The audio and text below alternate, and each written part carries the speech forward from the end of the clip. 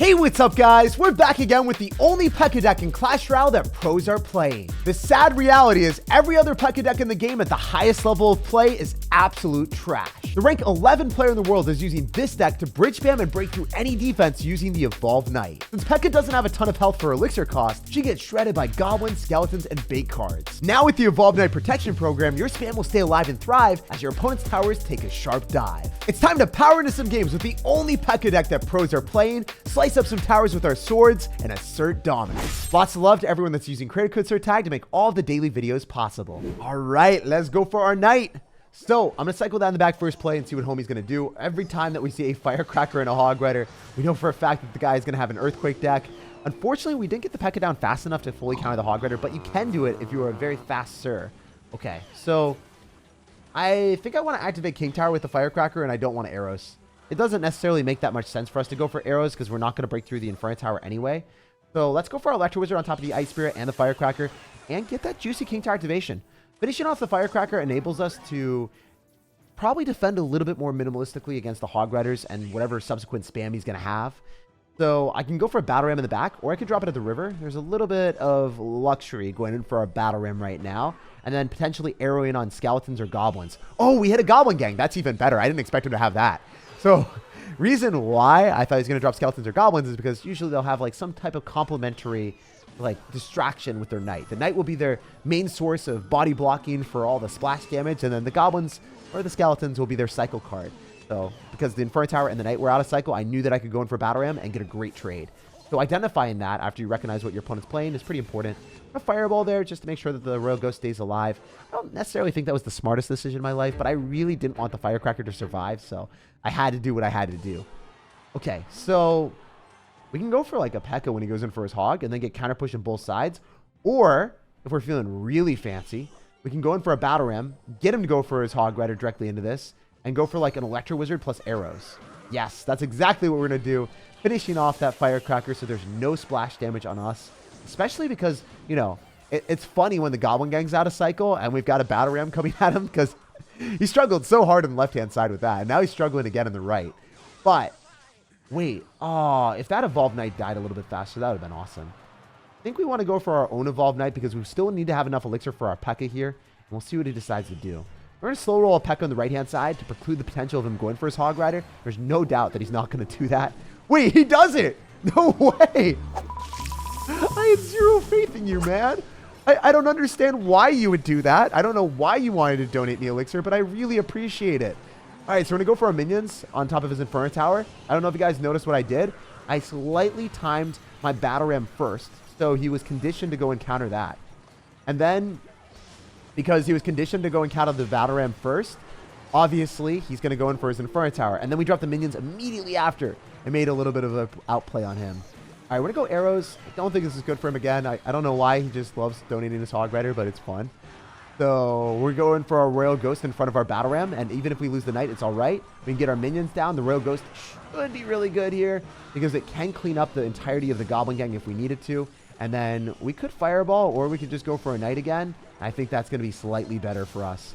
If we can just kill the Evolved Knight and then have the Knight on the left-hand side, make sure that we can get a Battle Ram down, we might be set up for success. I think he has to go like Inferno Tower or... Oh, he's going to go in for a Fireball. That's a smarter decision.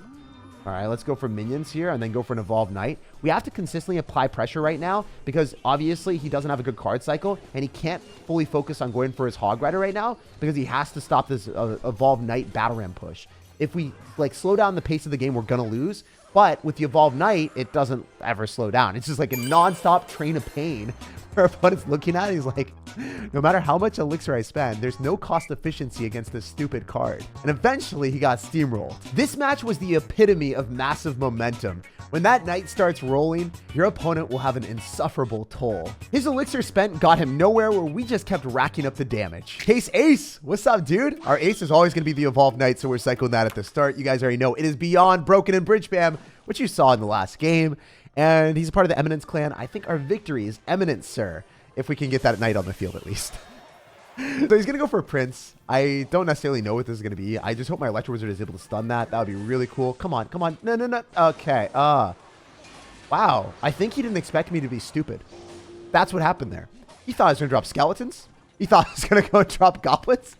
So he went for pre-poison. Little did he know. Never overestimate my intelligence. So that was good. That was awesome. We're just going to say for everyone watching, you guys, we can hold a secret, but he's going to think it was completely calculated, hopefully. We're going to fireball here. And the Royal Ghost is still alive. That's cool. Maybe it gets some damage. Yeah, it gets a hit. Such a cool card. Staying alive at 0 health and then still spectacularly doing 300, 400 damage to a tower. Like, we take that all day long. Okay, I think he's traumatized now. I don't think he's going to mess this up.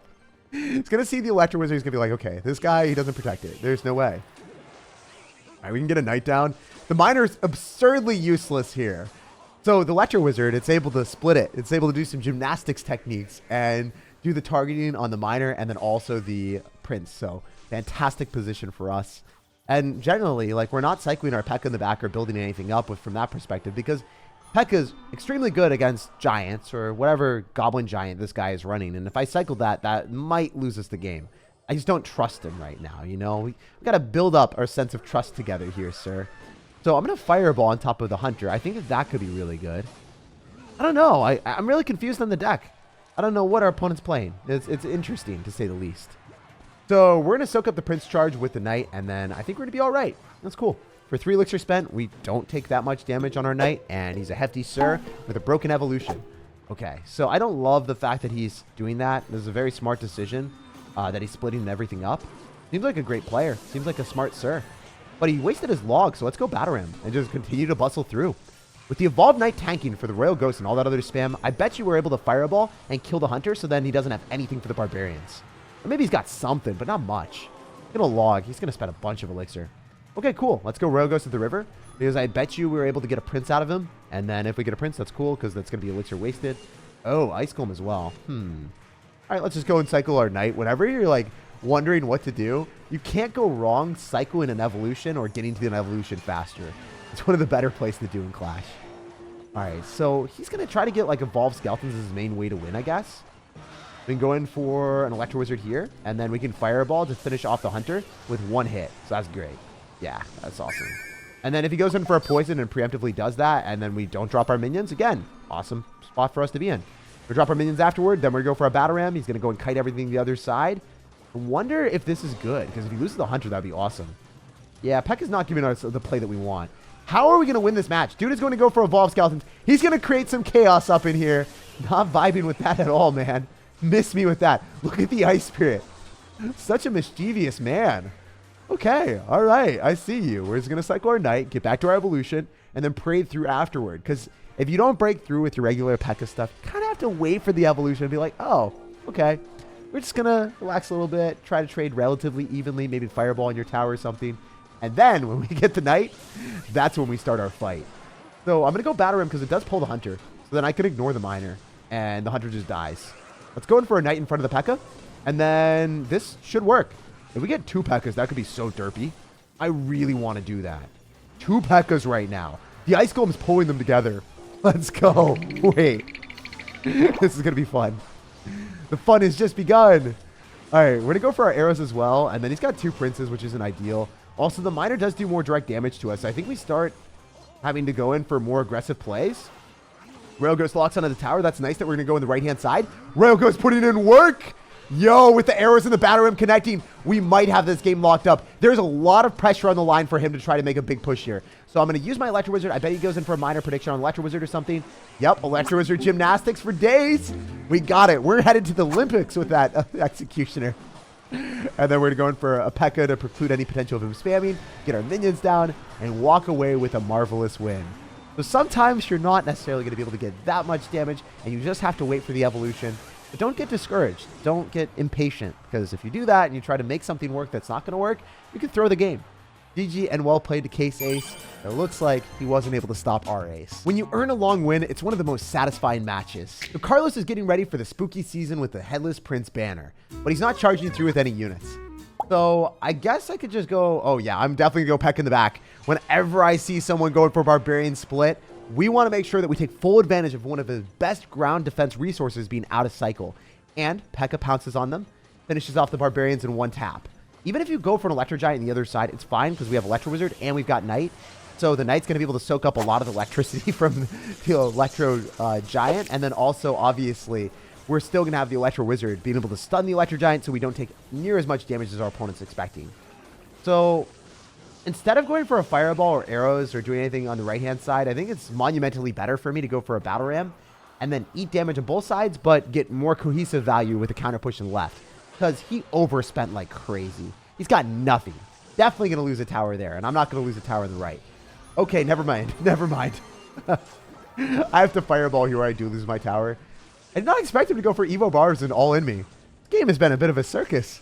So if you're playing against an Electro Giant player that wants to go all in like that, hold your Pekka. Do not cycle it anymore. So we're in a situation where I've got Electro Wizard and I've got Pekka. We might be able to defend this. At the same time, in Double Elixir, once it hits, if he goes in for a Lightning on top of the Pekka, oh my gosh. What are we playing into? Wait, this is a devious stack. Dude's going to end up having a Sparky and Electro Giant. What a menace to society. He just woke up and he's like, I'm going to choose the most expensive deck imaginable. Okay. I'm going to go for an Electro Wizard here and reset the Sparky. Hopefully finish everything off. And you know what? I think it's all written over. This game is not going to be something that he's able to win.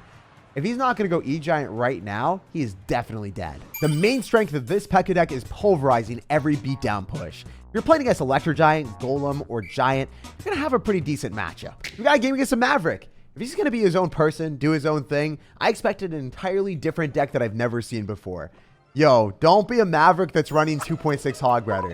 Don't be that guy.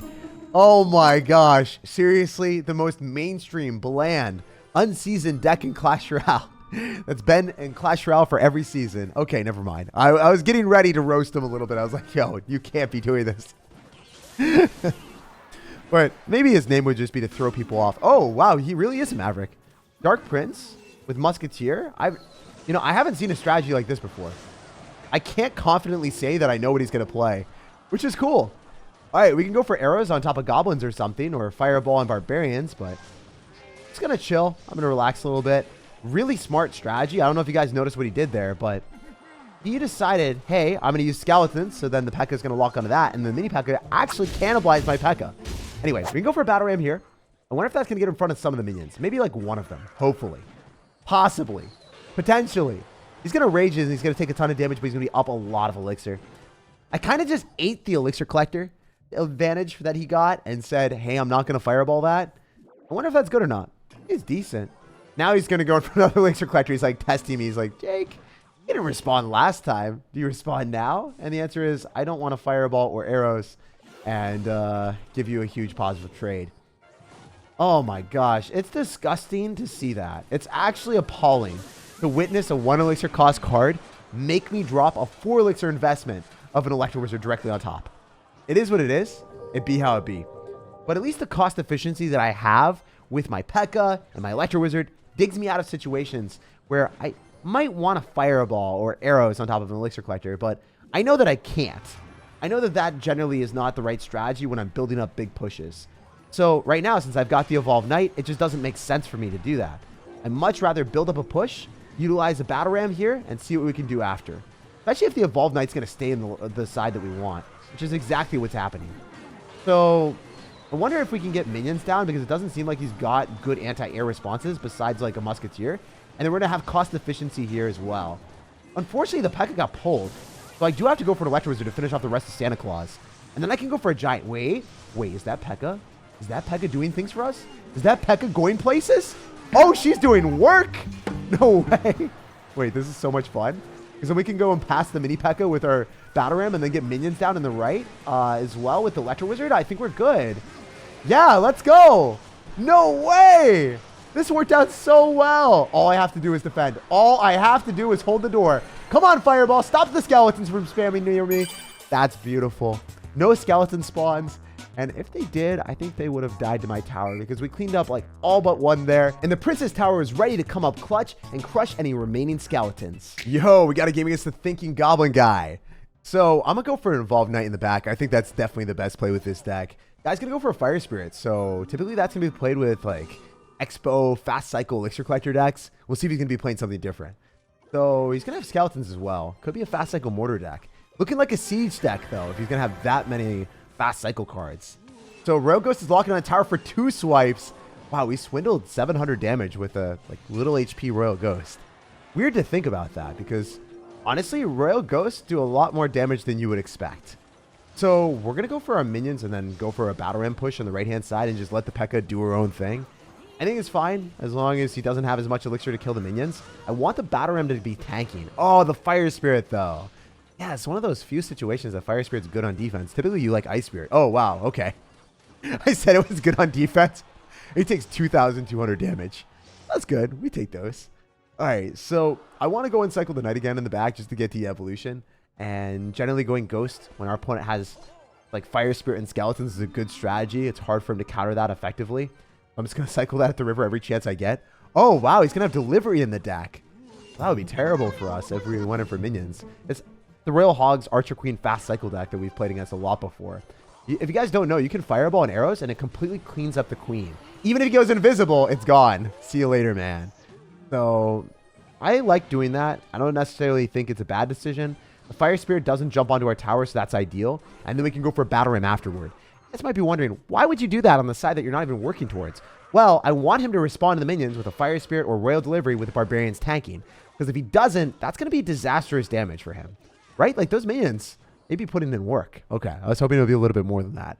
He concentrated on killing the Barbarians, so then the tower would start locking onto the minions, which was a smart decision as well. So I'm going to slow roll a Pekka in the back left because it is able to one-shot the Royal Hogs if it's in coordination with the tower. So if they're all working towards the same goal, that's what we're hoping for. Try to Fireball and everything, and we did. Wow, that was awesome. Yo, that Fireball was clean. We killed the Queen. So I think we can go in for minions, but then he's just going to go in for a Royal Delivery. So instead, let's go for a Ghost, which moonwalks over the river, forces out the Delivery, and then he doesn't have the Delivery for like the Battle Ram minions push that we have on the other side. If we can kill the cannon, that's all we want. Because no Delivery, no cannon is what we want. Oh, come on. No way. Are you going to have both the Delivery and the cannon? You would never do such a thing to me, sir. You would never be so absolutely mean. All right, we're going to go in for an Electro Wizard so we can reset everything so it doesn't end up hitting my tower. And then we can go for Knight. Yo, Evolved Knight hits the tower? Yes, sir. I think we got this if we just go for a Fireball plus arrows. So that's exactly what we're going to do. GG and well played. Despite having one of the most defensive decks in the game with a cannon, a quick card cycle of Skeletons, and Royal Delivery, you still weren't able to defend, my friend. Even against some of the most obnoxious fast cycle decks, this Pekka deck can still power through. Like, subscribe for more daily videos, and have an amazing rest of your day.